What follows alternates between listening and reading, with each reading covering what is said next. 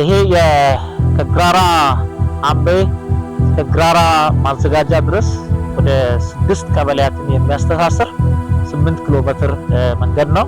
ይሄ መንገድ በጣም ጠመዝማዛ፣ ዳገታማ፣ ቁልቁለት የሚበዛበት በጣም አስቸጋሪ መንገድ ነው። ለረጅም ዓመታት ህዝባችን ብዙ ሲሰቃይበት ነበር። ይሄ እንደሚታዩት ከፍተኛ የአፈር ቆረጣ እንደዚህ አይነት የግራራ አምቤ አይነት የልማት መልካም ስራዎች ተሞክሮ በሌሎች ቀበሌያትም እንዲሰፉ ተሞክሮ እየቀመርን እንገኛለን። ስለዚህ ይሄ ልማት ያስገኘው ብዙ ኢኮኖሚያዊና ማህበራዊ አካባቢ ፋይዳዎች አሉ። ከዚህ በፊት ለዚህ አካባቢ ጨለማ ነው ማለት ይቻላል። አሁን ህዝባችን ከጨለማ ወደ እጅግ የሚደነቅ ብርሃን ተሸጋግሯል ማለት ይቻላል። አሁን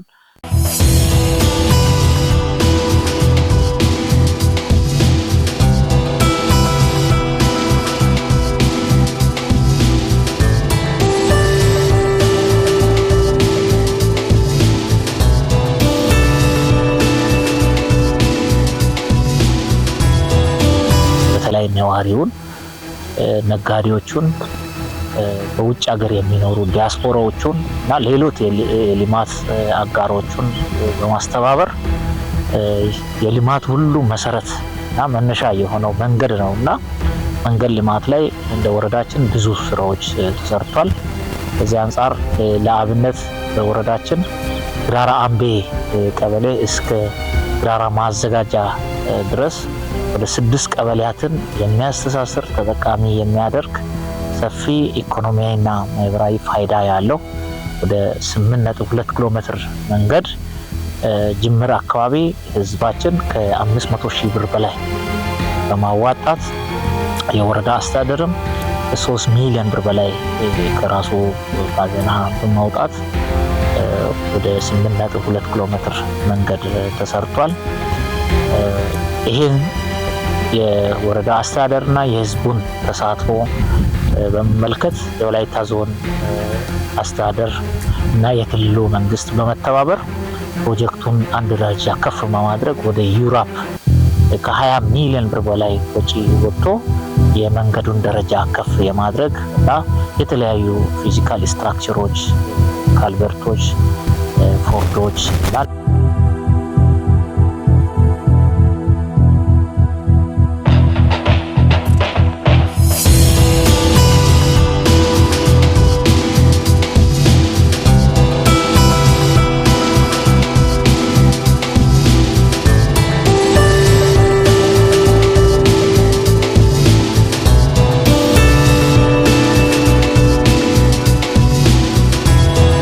ከዚህ በፊት የሰው ልጅ በህይወት እያለ የሚንከራተትበት አምቡላንስ እንኳን መግባት ማይችልበት አሁን እኛ ቆመን የምናወራበት ቦታ ምን ያህል አፈር እንደተቆረጠ መመልከት ይቻላል። በዚህ አምቡላንስ ቀርቶ አህያ ጭነት ጭኖ መውጣት አይችልም፣ ሞተር አይገባም። ነገር ግን አሁን በዚህ ሰዓት አምቡላንስ የተለያዩ ተሽከርካሪ እስከ ቤት ድረስ ነው ሄደው ሰው በህይወት እያለ የሚሰቃይበት አይደለም። ሞቶ አስክሬን እንኳን 10 ኪሎ ሜትር አካባቢ ይዞራል።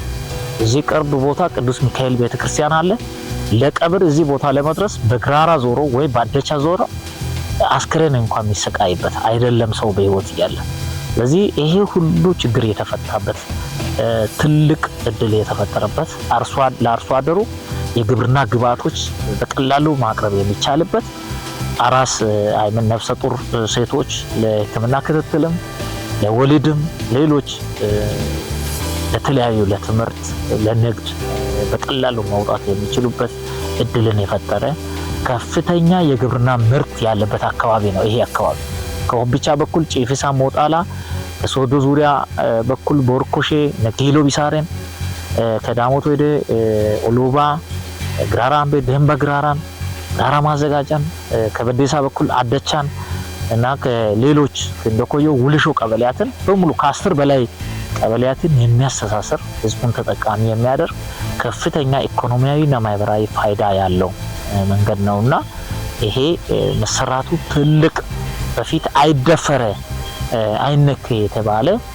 የተፈራ ፕሮጀክት ነበር። ነገር ግን የቀበሌው አርሶ አደር ለዚህ ፕሮጀክት ዶሮን የሸጠ ያለ፣ ፍየል፣ በግ የሸጠ፣ ግደር የሸጠ ያለ ያለውን ሁሉ የሰዋ ማህበረሰብ ያለበት አካባቢ ነውና ይሄ ተሞክሮ ወደ ሌሎች ቀበሌያትን ለማስፋት በልዩ ሁኔታ እየተሰራ ይገኛል ማለት ነው።